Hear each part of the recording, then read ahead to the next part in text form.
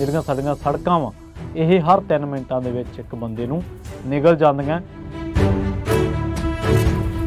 ਇਹਦੇ ਵਿੱਚ ਕੋਈ ਦੋ ਰਾਏ ਨਹੀਂ ਕਿ ਅਮਰੀਕਾ ਤੋਂ ਬਾਅਦ ਭਾਰਤ ਦਾ ਜਿਹੜਾ ਰੋਡ ਨੈਟਵਰਕ ਆ ਉਹ ਦੂਜੇ ਨੰਬਰ ਤੇ ਮੰਨਿਆ ਜਾਂਦਾ। ਪਰ ਕੀ ਰੋਡ ਨੈਟਵਰਕ ਬਣਾਉਣਾ ਹੀ ਸਰਕਾਰਾਂ ਦੀ ਡਿਊਟੀ ਹੈ ਤੇ ਉਹਨਾਂ ਦੇ ਉੱਤੇ ਜੋ ਲੋਕ ਮਰ ਰਹੇ ਨੇ, ਜੋ ਲੋਕ ਜ਼ਖਮੀ ਹੋ ਰਹੇ ਨੇ ਜਾਂ ਜੋ ਟ੍ਰੈਫਿਕ ਨਿਯਮਾਂ ਦੀ ਪਾਲਣਾ ਨਹੀਂ ਹੋ ਰਹੀ, ਕਿ ਉਹ ਸਰਕਾਰ ਦਾ ਕੰਮ ਨਹੀਂ ਹੈ? ਸਤਿ ਸ਼੍ਰੀ ਅਕਾਲ, ਤੁਸੀਂ ਜੁੜੇ ਹੋਏ ਹੋ ਪੰਜਾਬੀ ਰੇਡੀਓ USA ਦੇ ਨਾਲ ਤੇ ਪ੍ਰੋਗਰਾਮ ਫੈਕਟ ਚੈੱਕ ਦੇ ਵਿੱਚ ਤੁਹਾਡਾ ਸਾਰਿਆਂ ਦਾ ਸਵਾਗਤ ਹੈ।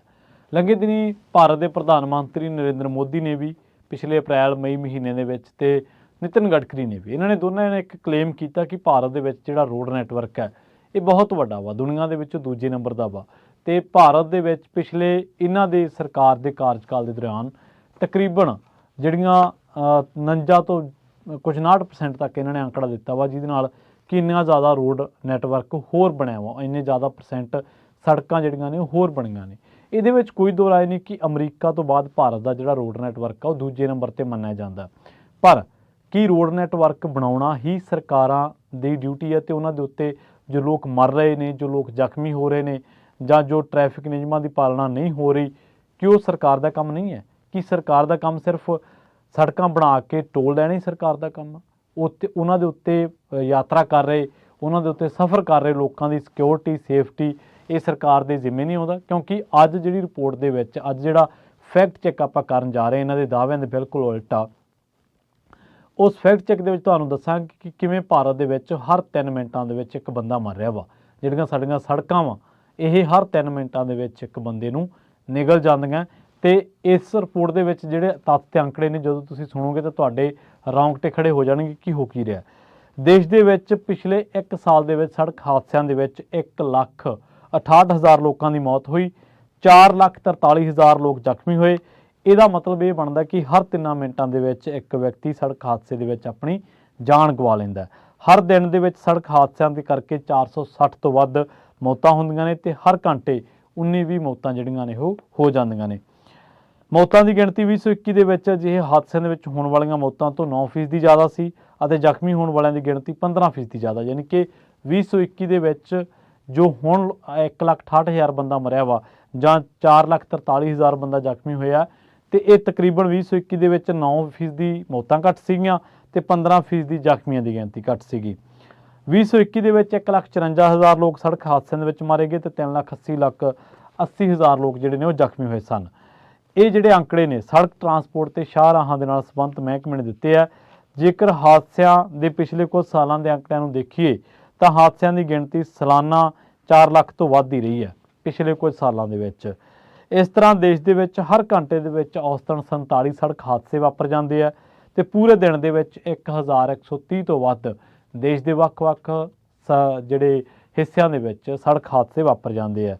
ਜੇਕਰ ਇਹਨਾਂ ਹਾਦਸਿਆਂ ਦੇ ਵਿੱਚ ਅੰਕੜਿਆਂ ਨੂੰ ਜ਼ਖਮੀ ਹੋਣ ਵਾਲੀਆਂ ਮੌਤਾਂ ਦੀ ਗਿਣਤੀ ਦੇ ਨਾਲ ਮਿਲਾਈਏ ਤਾਂ ਪਤਾ ਲੱਗਦਾ ਕਿ ਹਰ ਹਾਦਸੇ ਦੇ ਵਿੱਚ ਮਨੁੱਖੀ ਜੀਵਨ ਜਿਹੜਾ ਉਹ ਪ੍ਰਭਾਵਿਤ ਹੋ ਰਿਹਾ।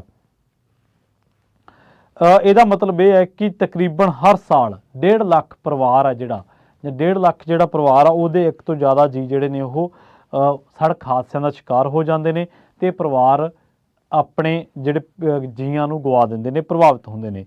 ਹਰ ਮੌਤ ਆਪਣੇ ਨਾਲ ਇੱਕ ਮਾਨਸਿਕ ਦੁੱਖ ਤੇ ਸੰਤਾਪ ਲੈ ਕੇ ਆਉਂਦੀ ਹੈ, ਮਾਨਸਿਕ ਪੀੜ ਲੈ ਕੇ ਆਉਂਦੀ ਹੈ ਤੇ ਇਹਦੇ ਨਾਲ ਇਹ ਹਾਦਸੇ ਪਰਿਵਾਰਾਂ ਦੀ ਆਰਥਿਕਤਾ ਤੇ ਵੀ ਕਿੰਨੀ ਵੱਡੀ ਸੱਟ ਮਾਰਦੇ ਹੋਣਗੇ, ਇਹ ਸੋਚਣ ਵਾਲੀ ਜਿਹੜੀ ਗੱਲ ਆ।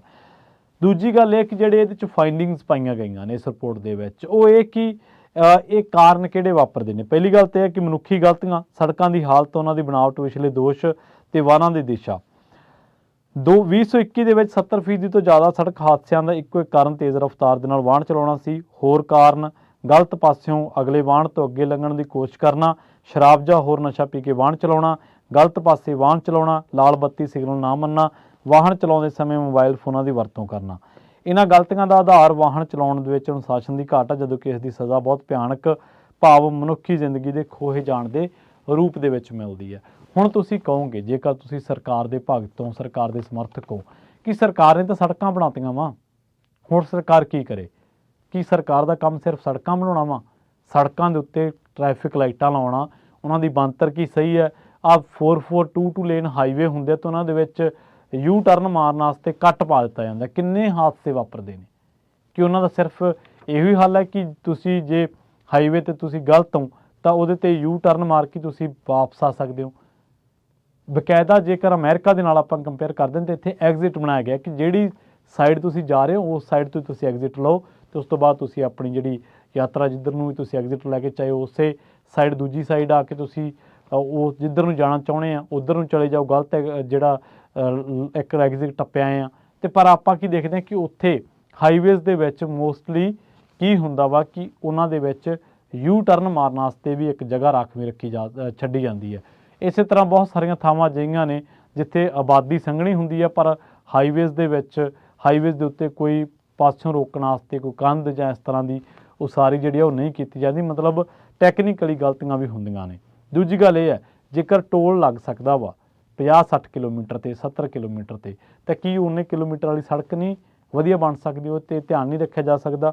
ਔਰ ਤੀਜੀ ਗੱਲ ਇਹ ਹੈ ਕਿ ਲੋਕ ਬੱਤੀ ਲੰਘ ਜਾਂਦੇ ਹੋਣਗੇ, ਲੋਕ ਹੋਰ ਅਨੁਸ਼ਾਸਨ ਦਾ ਪਾਲਣ ਨਹੀਂ ਕਰਦੇ ਹੋਣਗੇ ਪਰ ਟ੍ਰੈਫਿਕ ਚੈੱਕ ਤਾਂ ਸਰਕਾਰ ਨੇ ਕਰਨਾ ਹੈ, ਉੱਥੇ ਤਾਂ ਲੋਕਾਂ ਦਾ ਕੋਈ ਕਸੂਰ ਨਹੀਂ ਹੈ।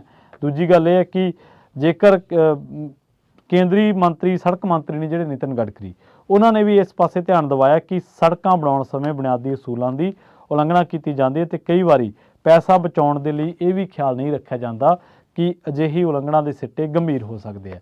ਮਤਲਬ ਉਹ ਮੰਨਦੇ ਆ ਕਿ ਕਿਤੇ ਨਾ ਕਿਤੇ ਇੰਜੀਨੀਅਰਿੰਗ ਲੈਵਲ ਤੇ ਜਾਂ ਸੜਕਾਂ ਬਣਾਉਣ ਦੇ ਸਮੇਂ ਉਹਨਾਂ ਦੀ ਬਣਾਵਟ ਦੇ ਨਾਲ ਸਮਝੌਤਾ ਕਰ ਲਿਆ ਜਾਂਦਾ ਹੈ ਜਿਹੜਾ ਕਿ ਬਾਅਦ ਦੇ ਵਿੱਚ ਮਨੁੱਖੀ ਜਾਨਾਂ ਦੇ ਰੂਪ ਦੇ ਵਿੱਚ ਆਪਾਂ ਅਦਾ ਕਰਦੇ ਹਾਂ। ਉਸ ਤੋਂ ਬਾਅਦ ਸੜਕ ਹਾਦਸਿਆਂ ਦੇ ਵਿੱਚੋਂ ਲਗਭਗ 45% ਕੌਮੀ ਸ਼ਾਹਰਾਹਾਂ ਨੈਸ਼ਨਲ ਹਾਈਵੇਜ਼ ਤੇ ਵਾਪਰਦੀਆਂ ਨੇ, 24% ਸੂਬਿਆਂ ਦੀਆਂ ਸ਼ਾਹਰਾਹਾਂ ਤੇ ਵਾਪਰਦੀਆਂ ਨੇ ਤੇ 31% ਹਾਦਸੇ ਜਿਹੜੇ ਨੇ ਹੋਰ ਸੜਕਾਂ ਤੇ ਵਾਪਰਦੇ ਨੇ। ਉਸ ਤੋਂ ਬਾਅਦ ਸੜਕਾਂ ਤੇ ਟ੍ਰੈਫਿਕ ਕੰਟਰੋਲ ਕਰਨ ਵਾਲੇ ਕਰਮਚਾਰੀਆਂ ਦੀ ਘਾਟ ਸਭ ਨੂੰ ਦਿਖਾਈ ਦਿੰਦੀ ਹੈ ਤੇ ਲੋਕਾਂ ਦੇ ਵਿੱਚ ਇਹ ਪ੍ਰਭਾਵ ਹੈ ਕਿ ਕਰਮਚਾਰੀ ਟ੍ਰੈਫਿਕ ਕੰਟਰੋਲ ਕਰਨ ਦੀ ਥਾਂ ਤੇ ਆਪਣਾ ਧਿਆਨ ਕਿਤੇ ਹੋਰ ਹੀ ਕੇਂਦਰਿਤ ਕਰੀ ਰੱਖਦੇ ਆ। ਇਹ ਸਾਰਾ ਤਾਣਾ ਬਾਣਾ ਜਿਹੜਾ ਸਾਡੇ ਸਮਾਜ ਦੇ ਵਿੱਚ ਨੈਤਿਕ ਜ਼ਿੰਮੇਵਾਰੀਆਂ ਨਾਗਰਿਕ ਜ਼ਿੰਮੇਵਾਰੀਆਂ ਸੰਬੰਧੀ ਸੰਵੇਦਨਸ਼ੀਲਤਾ ਦੀ ਘਾਟ ਦੇ ਆਲੇ ਦੁਆਲੇ ਬਣਿਆ ਹੋਇਆ।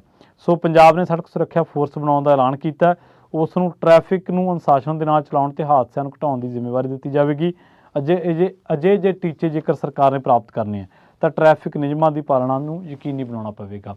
ਕੁਝ ਕੰਮ ਤੁਸੀਂ ਆਪਣੇ ਪੱਧਰ ਤੇ ਕਰਦੇ ਹੋ, ਕੁਝ ਕੰਮ ਸਰਕਾਰਾਂ ਨੇ ਕਰਨੇ ਹੁੰਦੇ ਆ। ਲੋਕ ਹਾਈਵੇਜ਼ ਨਹੀਂ ਬਣਾਉਂਦੇ, ਲੋਕ ਟੋਲ ਨਹੀਂ ਲਾਉਂਦੇ, ਲੋਕ ਹਾਈਵੇਜ਼ ਬਣਾਉਣ ਸਮੇਂ ਸੜਕਾਂ ਬਣਾਉਣ ਸਮੇਂ ਉਹਨਾਂ ਦੀ ਜੋ ਬਣਾਵਟ ਆ ਉਹਦੇ ਨਾਲ ਸਮਝੌਤਾ ਨਹੀਂ ਕਰਦੇ ਪਰ ਆਪਾਂ ਦੇਖਦੇ ਹਾਂ ਕਿ ਲੋਕ ਸੜਕ ਹਾਦਸਿਆਂ ਦਾ ਸ਼ਿਕਾਰ ਹੋ ਜਾਂਦੇ ਨੇ। ਹਾਂ, ਲਿੰਕ ਸੜਕਾਂ 'ਤੇ ਤੁਸੀਂ ਇੱਕ ਬਹਿਸ ਹੁੰਦੀ ਹੈ ਕਿ ਆਸੇ-ਪਾਸੇ ਜਿਹੜਾ ਥਾਂ ਉਹ ਵੱਢ ਲਿਆ ਜਾਂਦਾ ਹੈ ਪਰ ਤਕਰੀਬਨ ਨੈਸ਼ਨਲ ਹਾਈਵੇਜ਼ ਦੇ ਉੱਤੇ ਵਾਪਰਨ ਵਾਲੀਆਂ ਮੌਤਾਂ ਦੀ ਗਿਣਤੀ 45% ਜਿਹੜੇ ਸੜਕ ਹਾਦਸੇ ਵਾਪਰਦੇ ਆ।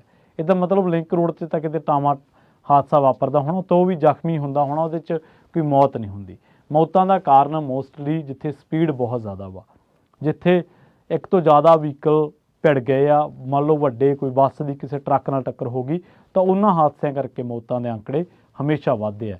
ਸੋ ਕਲੇਮ ਕਰੀ ਜਾਣਾ ਕਿ ਅਸੀਂ ਵਰਲਡ ਦੇ ਵਿੱਚ ਦੂਜੇ ਨੰਬਰ 'ਤੇ ਆ ਪਰ ਉਸ ਤੋਂ ਵੀ ਪਿੱਛੇ ਜੇ ਫੈਕਟ ਚੈੱਕ ਕਰੀਏ ਤਾਂ ਅਸਲ ਦੇ ਵਿੱਚ ਅਸੀਂ ਮੌਤਾਂ ਦੇ ਮਾਮਲੇ ਦੇ ਵਿੱਚ ਬਹੁਤ ਅੱਗੇ ਆ। ਇਸ ਮਾਮਲੇ ਦੇ ਵਿੱਚ ਵੀ ਸਰਕਾਰ ਨੂੰ ਧਿਆਨ ਦੇਣ ਦੀ ਲੋੜ ਹੈ ਔਰ ਜਿਹੜੀਆਂ ਗੱਲਾਂ ਨਿਤਿਨ ਗਡਕਰੀ ਖੁਦ ਮੰਨਦੇ ਨੇ ਜਿਹੜੇ ਕਿ ਇਸ ਮਹਿਕਮੇ ਦੇ ਨਾਲ ਜੁੜੇ ਹੋਏ ਮੰਤਰੀ ਨੇ ਉਹਨਾਂ ਨੇ ਮੰਨਿਆ ਕਿ ਸੜਕਾਂ ਬਣਾਉਣ ਸਮੇਂ ਬੁਨਿਆਦੀ ਅਸੂਲਾਂ ਦੀ ਉਲੰਘਣਾ ਕੀਤੀ ਜਾਂਦੀ ਹੈ। ਕਿਉਂ ਕੀਤੀ ਜਾਂਦੀ ਹੈ? ਇੱਥੇ ਮੀਂਹ ਪੈਂਦਾ ਤੇ ਪੁਲ ਧੱਸ ਜਾਂਦੇ ਆ, ਸੜਕਾਂ ਟੁੱਟ ਜਾਂਦੀਆਂ, ਕਿਉਂ? ਜੇ ਬਕਾਇਦਾ ਟੈਂਡਰਾਂ ਦੇ ਵਿੱਚ ਐਲੋਕੇਸ਼ਨ ਦੇ ਵਿੱਚ ਸਾਰੀਆਂ ਚੀਜ਼ਾਂ ਹੁੰਦੀਆਂ ਨੇ ਤਾਂ ਕਿਉਂ ਉਹਨਾਂ ਦੇ ਵਿੱਚ ਟੈਕਨੀਕਲੀ ਜਿਹੜੇ ਨੁਕਸ ਨੇ ਉਹ ਪਾਏ ਜਾਂਦੇ ਨੇ ਕਿ ਇੱਕ ਆਮ ਇਨਸਾਨ ਦੀ ਕੋਈ ਕਦਰ ਨਹੀਂ ਹੈ। ਇੱਕ ਜੀਅ ਜਾਂਦਾ ਵਾ ਘਰੋਂ, ਹੋ ਸਕਦਾ ਘਰੇ ਇਕੱਲੇ ਕਮਾਉਣ ਵਾਲਾ ਹੋਵੇ ਤੇ ਸੜਕ ਹਾਦਸੇ ਦੇ ਵਿੱਚ ਮਾਰਿਆ ਗਿਆ ਹੋਵੇ। ਸੋ ਇੱਕ ਦੁਖਾਂਤ ਹੈ, ਲੋਕ ਇਹਨੂੰ ਸੜਕੀ ਅੱਤਵਾਦ ਕਹਿੰਦੇ ਆ। ਇਸ ਤਰ੍ਹਾਂ ਓਵਰ ਸਪੀਡਿੰਗ ਕਰਨਾ, ਦਾਰੂ ਪੀ ਕੇ ਗੱਡੀ ਚਲਾਉਣੀ, ਹਾਲਾਂਕਿ ਲੋਕਾਂ ਦੇ ਪੱਧਰ ਦੇ ਨੁਕਸ ਹੋ ਸਕਦੇ ਆ ਪਰ ਇਹ ਸੁਧਾਰ ਨੇ। ਲੋਕ ਕਦੇ ਸਰਕਾਰਾਂ ਕਦੇ ਲੋਕਾਂ ਵਾਂਗੂ ਟਰੀਟ ਨਹੀਂ ਕਰਦੀਆਂ ਤੇ ਲੋਕ ਸਰਕਾਰਾਂ ਵਾਂਗੂ ਅਨੁਸ਼ਾਸਿਤ ਨਹੀਂ ਹੋ ਸਕਦੇ ਕਦੇ ਵੀ। ਲੋਕਾਂ ਨੂੰ ਚਲਾਉਣਾ ਸਰਕਾਰਾਂ ਨੇ ਹੁੰਦਾ ਵਾ। ਇਹ ਨਹੀਂ ਆ ਕਿ ਲੋਕ ਜੇ ਆਹ ਨਹੀਂ ਕਰ ਰਹੇ ਤਾਂ ਸਰਕਾਰਾਂ ਵੀ ਨਹੀਂ। ਇਹ ਕੋਈ ਸ਼ਰੀਕੇਬਾਜ਼ੀ ਦੀ ਗੇਮ ਨਹੀਂ ਹੈ।